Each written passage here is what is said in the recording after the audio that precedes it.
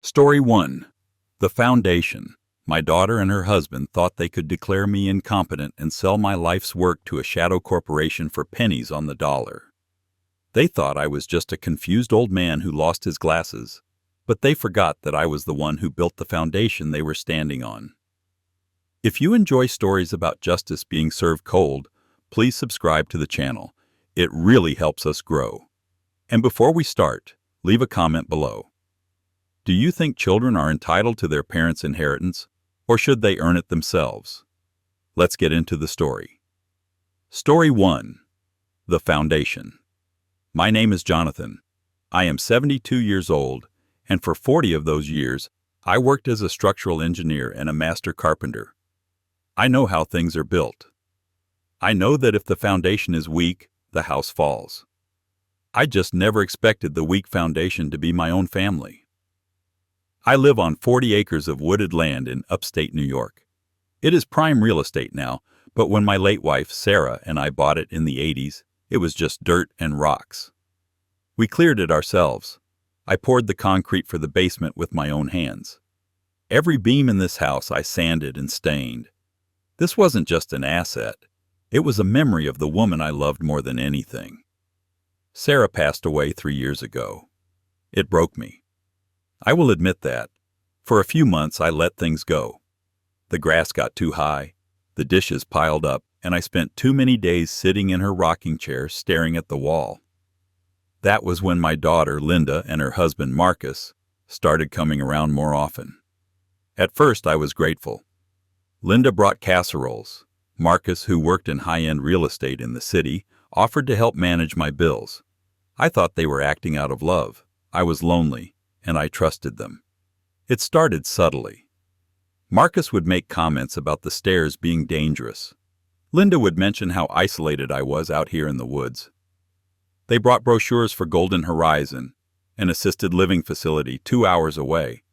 It looked like a hotel, but it felt like a waiting room for death. I told them no. I told them I was leaving this house in a pine box, and not a moment sooner. Then, strange things started happening. My keys would go missing, only to turn up in the refrigerator. Important mail from the bank would disappear. I would forget conversations Linda swore we had. I started to doubt my own mind. Was I losing it? Was this dementia? One Tuesday, Marcus came over while Linda was at work. He brought a younger man with him, a guy named Greg who wore a suit that was too shiny and a smile that didn't reach his eyes. Marcus told me Greg was an estate planner who could help me secure the property for Linda's future. I was feeling particularly foggy that day. Marcus had made me tea earlier, and it had tasted bitter, but I drank it to be polite. They put a stack of papers in front of me. The text was swimming before my eyes. "Just sign here, Dad," Marcus said. His voice was smooth, soothing. "It is just to put the deed in a trust. It protects you from taxes." I picked up the pen. My hand was shaking. I looked at Marcus, and for a split second, I saw him check his watch. He looked impatient. That tiny gesture, that lack of empathy, sparked something in my brain. It cut through the fog. I put the pen down. I told them I needed my reading glasses. I went into the kitchen, splashed cold water on my face, and grabbed the magnifying glass I kept in the junk drawer. When I came back, I didn't sign. I read, "It wasn't a trust. It was a power of attorney transfer, effective immediately, granting Marcus full control over my assets due to incapacitation." Buried in the second stack was a buy-sell agreement for my property. The buyer was a company called Obsidian Holdings, LLC. The price listed was $200,000. My property had been appraised at nearly $2 million 6 months ago. I felt a cold rage settle in my chest. It wasn't the hot anger of a young man. It was the cold, hard resolve of a man who has nothing left to lose. I told them I wasn't feeling well and needed to lie down. I told them to leave the papers, and I would sign them tomorrow. Marcus looked annoyed, but Greg whispered something to him, and they agreed. They probably thought I would forget by morning. As soon as their car crunched down the gravel driveway, I went to work. I wasn't senile. I was being poisoned. I found the tea bags Marcus had brought. They weren't in the original box. I packed one into a Ziploc bag. Then I called my old friend Saul. Saul is a retired forensic accountant. He is 75, uses a walker, and has a mind like a steel trap. I drove to his house, shaking from the adrenaline and whatever was in that tea. I showed him the papers. Saul made a few calls. It didn't take him long. Obsidian Holdings, LLC, wasn't a developer. It was a shell company registered in Delaware. The registered agent was a man named Greg P., and the primary beneficiary? Marcus. They were going to have me declared incompetent, use the power of attorney to sell my house to themselves for pennies, and then flip it to a commercial developer for millions. I would be rot in a nursing home paid for by Medicaid because they would have drained my accounts. Saul looked at me and asked what I wanted to do. He suggested the police. I shook my head. The police take too long, and without hard proof of the poisoning, it would be a civil matter.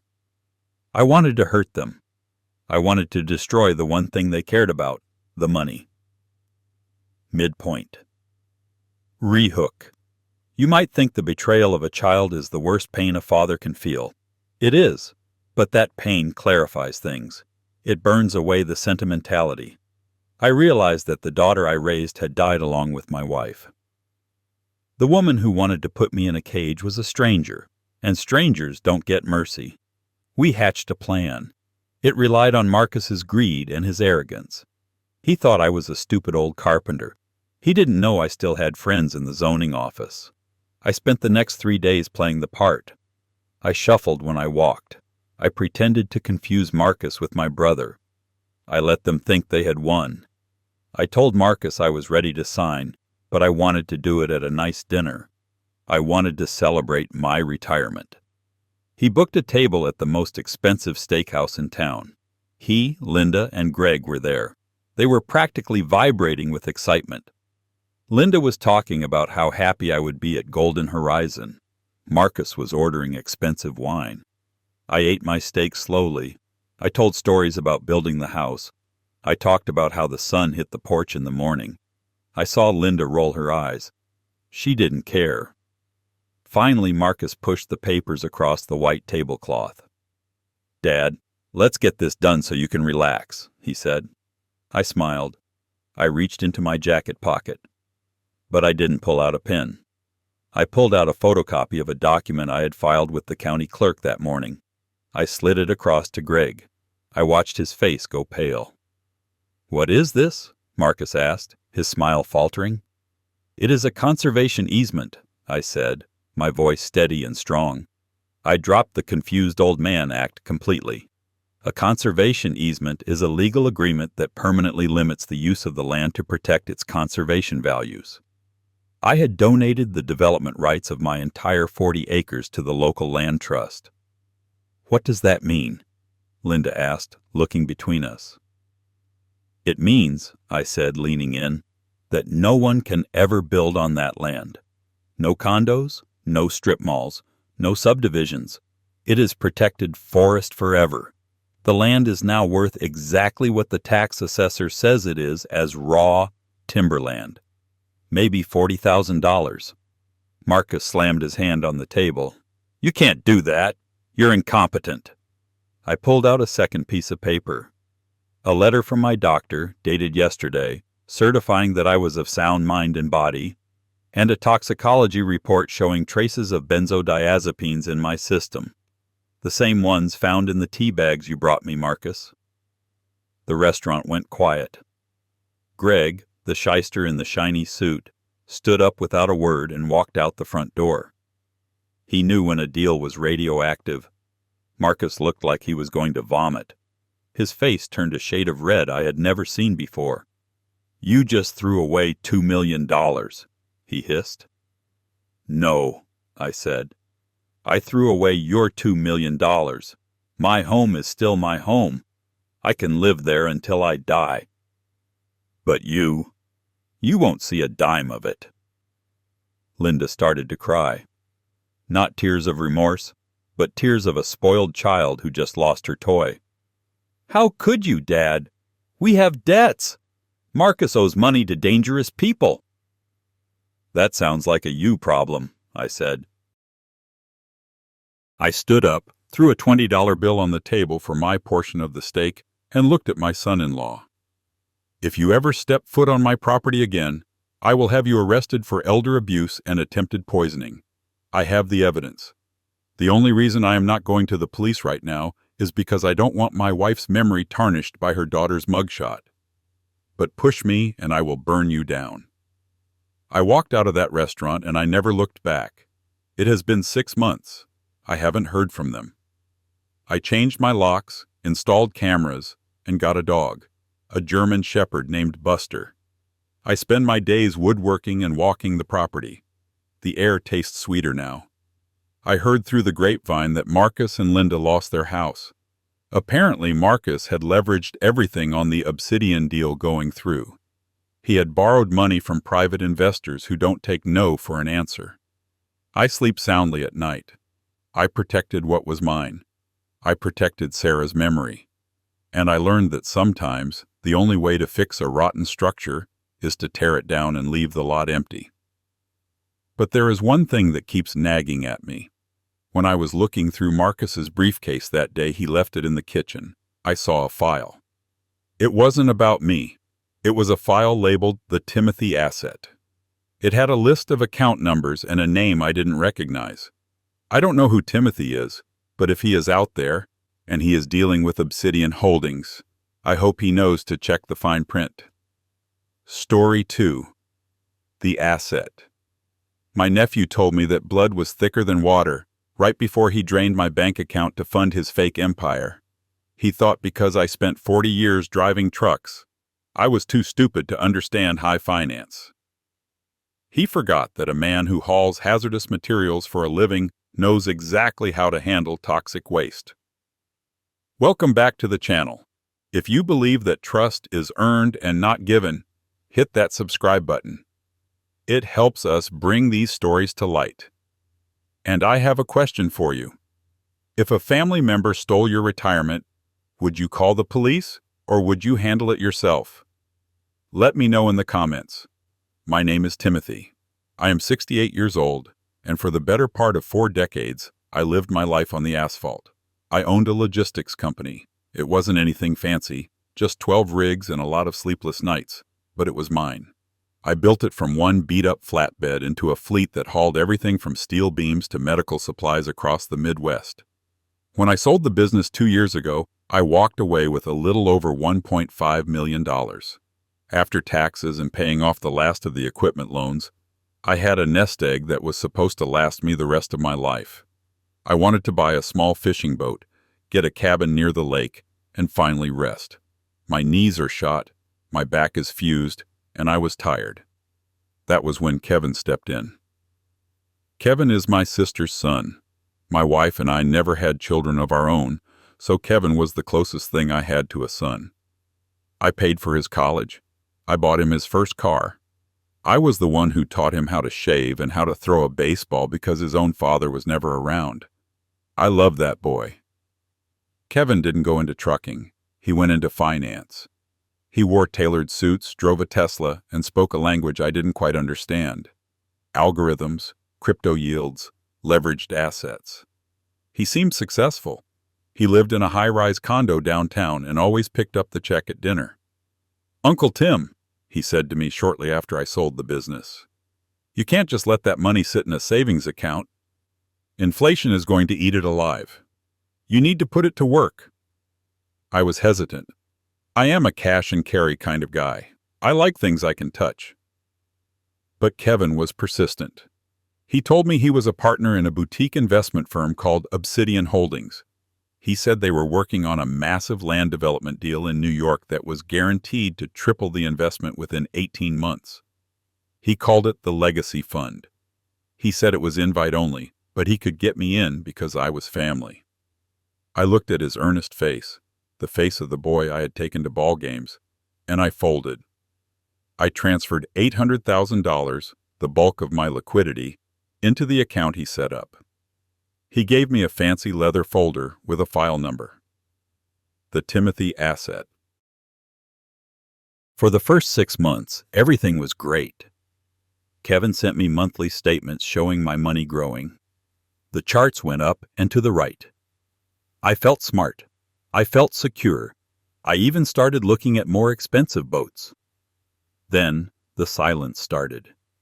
It began with a missed phone call, then an email that bounced back. When I tried to log into the online portal to check my balance, the screen just said under maintenance. I drove to Kevin's condo. The doorman told me Kevin hadn't been there in weeks. I drove to the address on the Obsidian Holdings business card. It was a shared workspace in a strip mall. The receptionist told me that Obsidian had canceled their lease 2 months ago. My stomach dropped through the floor. It wasn't just fear.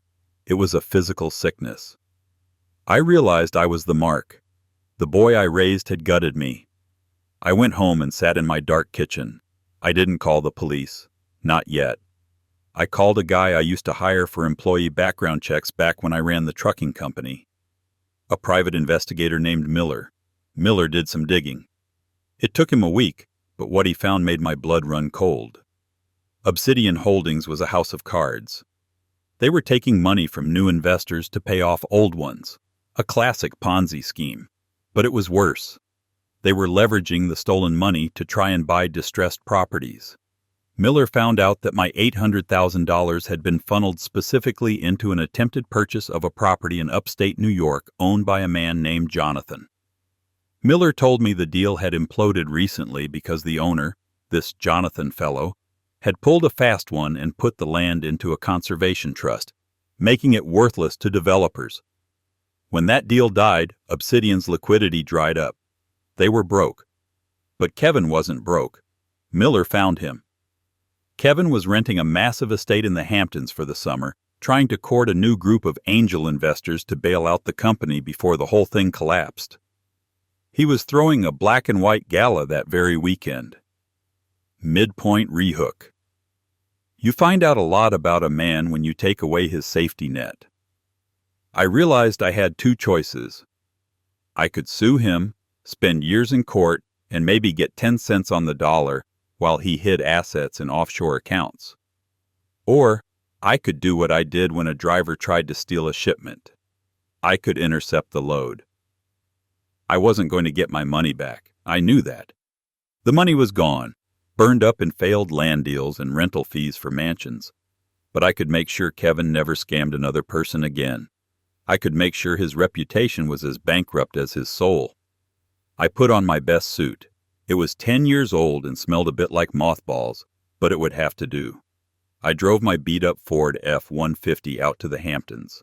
I parked 3 blocks away from the estate so the valet wouldn't sneer at me. I walked up to the gate. The security guard had a list. "Name?" he asked. "I am the primary investor," I said. "Timothy." He checked the list. My name was there. Kevin probably left it there from when he was still pretending to be my dutiful nephew, or maybe he was so arrogant he thought I'd never come. I walked into the party. It was lavish. Champagne towers, ice sculptures, people who looked like they had never worked a day in their lives. And there was Kevin, holding court in the center of the room, looking tan and confident. He was talking to a heavy-set man with silver hair and a very expensive watch. I grabbed a glass of champagne and made my way through the crowd.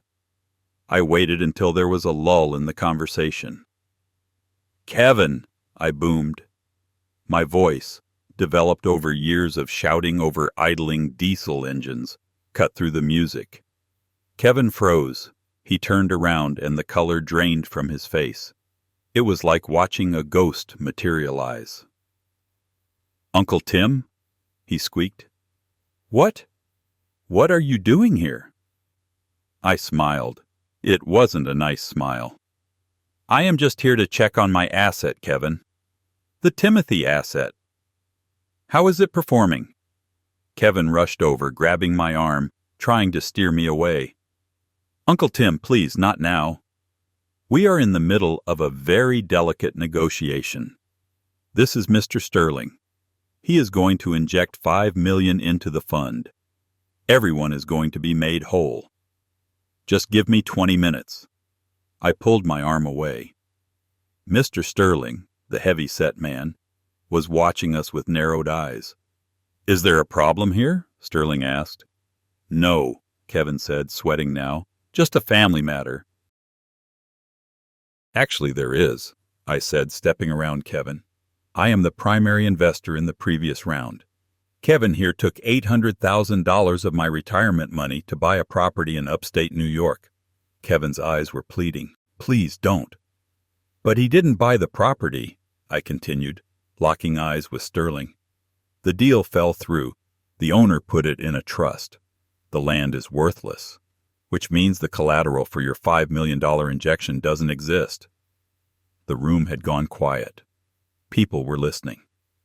That is a lie, Kevin shouted. The deal is solid. It is just delayed. I reached into my jacket pocket. I didn't have a weapon. I had the report Miller had given me. I pulled out the title search document showing the conservation easement on the Jonathan property and the bank record showing Obsidian's account balance. Negative $4,000. I handed the papers to Mr. Sterling. Kevin isn't a genius, I said to the room. He is a thief. He stole from his own uncle. If he will steal from family, imagine what he will do to you. Mr. Sterling put on his reading glasses. He scanned the document. He looked at the bank statement. Then he looked at Kevin. Is this true? Sterling asked. His voice was very quiet, which made it very scary. Kevin started to stammer. It is complicated. The market shifted. I can fix it. Sterling dropped the papers on the floor. He didn't say another word. He just signaled to his bodyguards and they walked out. Then the other guests started to leave. It was like a dam breaking. No one wants to be near the smell of death in the finance world. Within 10 minutes, the party was empty. The waiters were packing up the champagne. Kevin stood in the middle of the empty lawn, his shoulders slumped.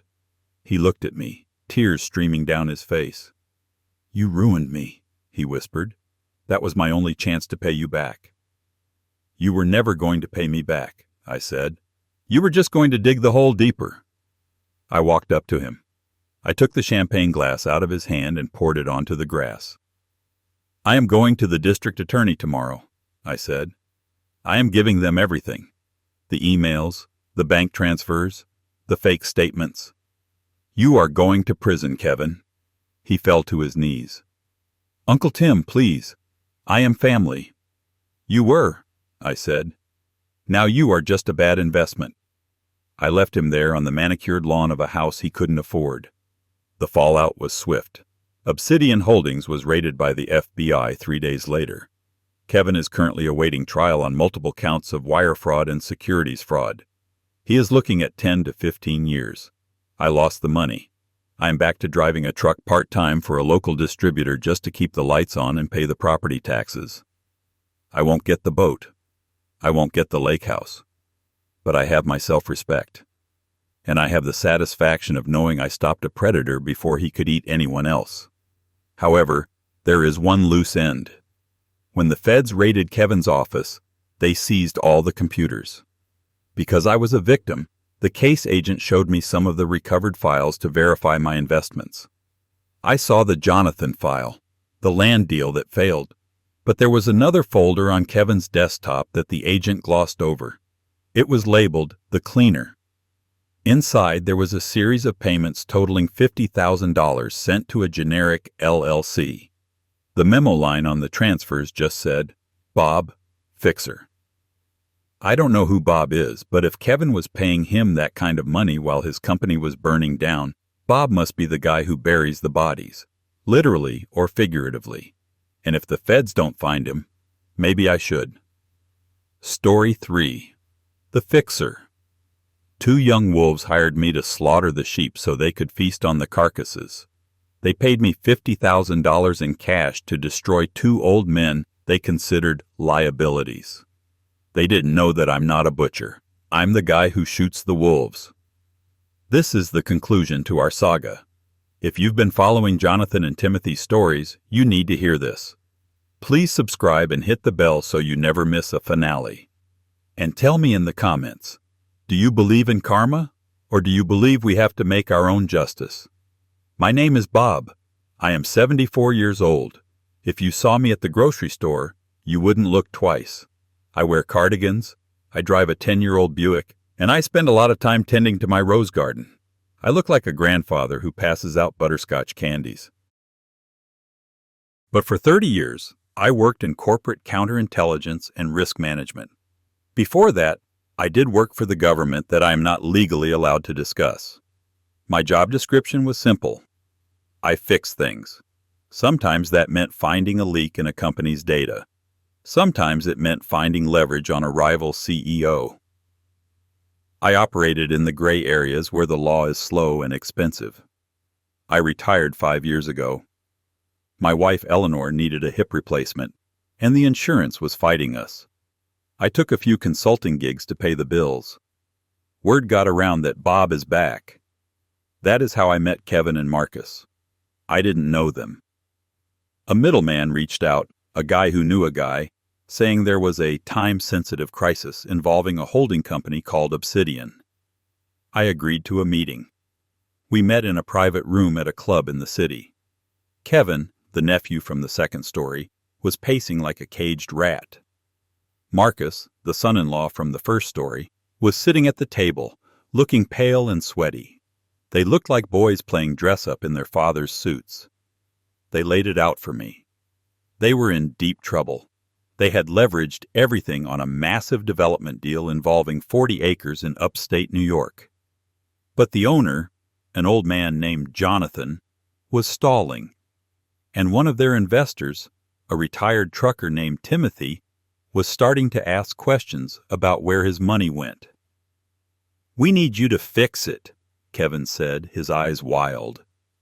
"What does fix it mean?" I asked. I spoke softly. I always speak softly. It forces people to lean in. Marcus slid a manila envelope across the table. It was thick with cash. $50,000. "We need dirt," Marcus said. "We need you to find something on Jonathan that we can use to force him to sign the power of attorney. A secret affair, a hidden debt, anything. And for Timothy, we need him scared. We need him to stop asking questions. Silence him." I looked at the money. Then I looked at them. They weren't businessmen. They were predators. But they were sloppy predators. They were desperate. I took the envelope. I told them I would look into it. The first thing I did was drive upstate. I parked down the road from Jonathan's property. I used a long-range directional microphone and high-powered optics. I watched him. I saw a man grieving his wife. I saw a man building a birdhouse on his porch. I saw a man who reminded me of my own father. I saw Marcus arrive with the tea. I was watching through the scope when Marcus made it in the kitchen. I saw him fumble with a small vial. I knew immediately what was happening. They weren't just trying to trick him, they were trying to drug him. I could have intervened. I could have stormed in there, but that would have blown my cover and the police would have arrested me for trespassing while Marcus talked his way out of it. I needed to be smarter. I ran a background check on Jonathan's contacts. I found a name, Saul, a retired forensic accountant, a smart guy. I went to a burner phone. I used a voice modulator. I called Saul's landline. "Your friend Jonathan is being poisoned," I said. "Check the tea. Check the toxicology. Do it today." I hung up. Then I drove to the Midwest to check on Timothy. I sat in a diner across from his house. I watched him washing his truck in the driveway. He looked tired. He looked like a man who had worked his knuckles bare to build a life. I dug into Obsidian servers. It wasn't hard. Kevin's password was his own birth date. The arrogance of these kids was staggering. I saw the Ponzi scheme. I saw the fake legacy fund. I saw the emails between Kevin and Marcus joking about the stupid trucker and the senile carpenter. They called them livestock. That was the moment I decided I wasn't going to fix their problem. I was going to be their problem. Midpoint rehook. There is a rule in my line of work. You never take the money and run. You take the money and you finish the job. but the client hadn't specified how I had to fix the situation. They just said they wanted the problems resolved. I realized that the problem wasn't Jonathan or Timothy. The problem was Obsidian Holdings. I went back to the city. I met with Kevin and Marcus again. They were frantic. "Did you find anything on Jonathan?" Marcus asked. I lied. I told them Jonathan was squeaky clean, but that I had scared Timothy into silence. I told them Timothy was terrified and wouldn't bother them again. They bought it. They were so desperate for good news they didn't verify anything. They relaxed. That was their mistake. By making them think Timothy was handled, they let their guard down. They went ahead with the gala in the Hamptons. They thought they were safe. Meanwhile, I needed to make sure Timothy had the ammunition he needed. I knew Timothy had hired a private investigator named Miller. Miller was good, but he was old school. He wasn't getting into Obsidian's encrypted files on his own. So I left the back door open. I logged into Obsidian's network using the credentials Kevin had given me. I disabled the firewall on the accounting server. I created a guest user account with the username admin and the password password123. Then I sent an anonymous tip to Miller's office email. No text, just the IP address and the login credentials. I watched the logs that night. I saw Miller log in. I saw him download the bank records. I saw him download the conservation easement rejection letter that Marcus had tried to hide. I saw him find the smoking gun. The dominoes were lined up. Jonathan had blocked the land sale because of my call to Saul. Timothy had the evidence of fraud because of the data leak I orchestrated. But I wasn't done. The night of the Hamptons Gala, Kevin called me. He was crying. "Bob, you have to help us. Timothy is here. He knows everything. He ruined the deal with Sterling." I was sitting in my living room, drinking a cup of Earl Grey tea. "Where are you?" I asked. "I'm at the estate," Kevin sobbed. "The investors left. I'm ruined. You have to come here and fix this. You have to make him go away." I told him I was on my way. I didn't go to the Hamptons. I picked up the phone and called the FBI field office in New York. I asked for the White-Collar Crimes Division. "I have a person of interest named Kevin, currently located at this address," I said. "He is in possession of shredded documents and is attempting to flee the jurisdiction with investor funds." I gave them the details. I gave them the bank account numbers. Then I poured myself another cup of tea and turned on the local news. 2 hours later, the story broke. Obsidian Holdings raided. Ponzi scheme collapsed. They showed footage of Kevin being led out of the mansion in handcuffs. They showed Marcus being arrested at his apartment in the city. They both looked terrified. They looked like children who had broken a vase and didn't know how to glue it back together. I never heard from them again, obviously. They are in federal custody, and they will be there for a long time. They probably wonder who Bob really was. They probably think I was just incompetent, or that I failed them. They don't know that I was the one who handed the matches to the men they tried to burn. As for the $50,000, I didn't keep it. It was dirty money. It came from Timothy's retirement and Jonathan's potential inheritance. I put $5,000 in an envelope and mailed it to the local animal shelter where Jonathan got his German Shepherd. I put $25,000 in a cashier's check and mailed it anonymously to a trucking union relief fund in Timothy's name. And the remaining $20,000? Well, Eleanor's hip surgery was expensive, but the recovery is going well. I used the rest to upgrade my security system and buy some new rose bushes. They are a rare variety. Deep red. They have thorns that are sharp as razors. I named the 2 bushes by the front gate Kevin and Marcus. Every time I prune them, I smile. Sometimes the best revenge isn't something you do for yourself. It's simply handing the right tools to the right people and watching gravity do the rest. My name is Bob. I fix things. And now, finally, everything is fixed. My grandpa's worst really happened. I believe him. If you want more true tales like this, hit subscribe.